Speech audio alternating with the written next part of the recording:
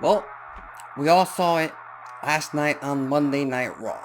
And I was hoping it'd be a swerve. I was hoping that she would be able to take that sling off and be like, psych, I'm not vacating this. I'm not injured. I'm still the world champion. And guess what? The crowd in the arena and everyone watching at home would have popped for that. But it's official. Mommy, Rhea Ripley, was forced to vacate the Women's World Championship due to a shoulder injury. Now, in storyline, I believe that injury is being attributed to Liv Morgan.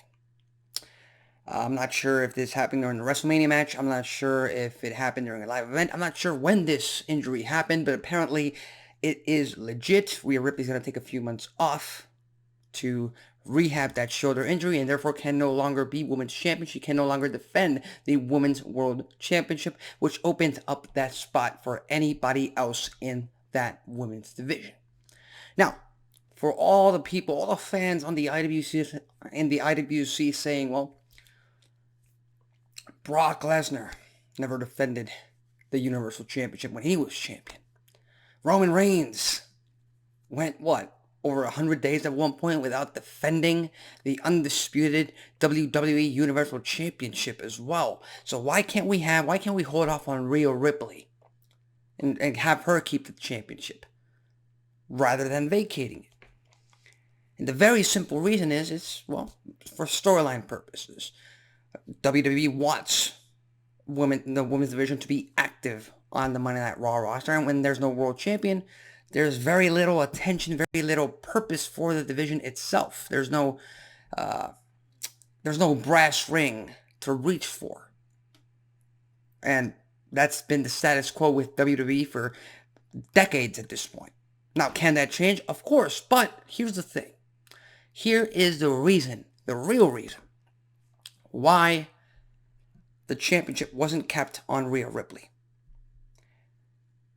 And in all honesty, they should have kept that title on Rhea Ripley, even if she was injured. Because looking at the current Raw Women's division, there are, of course, some talented women on that roster that can definitely put on a great wrestling match and wrestling program with anyone involved.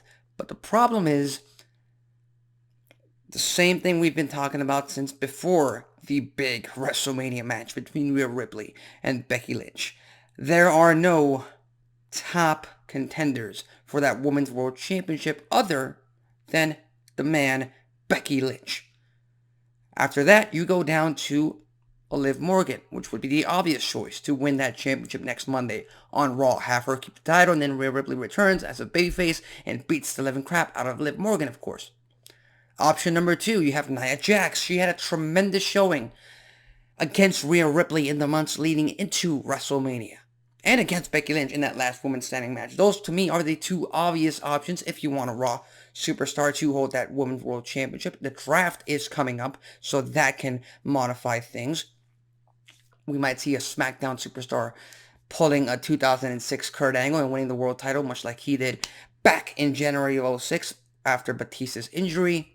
We can also consider the Women's Tag Team Champions, Asuka and Kairi Sane. They are members of Damage Control. They are on the Blue brand. But since they are both champions, tag champs for both brands, they can obviously make an appearance next Monday Night on Raw in whatever tournament or Battle Royal or whatever they're deciding to do. But other than that, there's nobody else on that roster with the name value and the star power to carry that Women's World Championship. And the fault of that is WWE's, because other than the Women's Championships, the singles titles, they have refused to put any spotlight, any attention to the rest of the females in terms of building them up, helping us understand their character, giving them some valuable wins. I mean, who else do we have? We're getting a little bit of a story right now with Candice LeRae, but that's far from getting her to the point of becoming a believable Women's World Champion. Not quite yet. They've kind of neglected a superstar who had everything she needed to be a top contender to maybe be a transitional champion in Zoe Stark. But she hasn't made an appearance on Monday Night Raw in quite some time. Not an appearance of value, at least. They could always bring back Trish Stratus, have her carry the Women's Championship. That's what you call Old Faithful.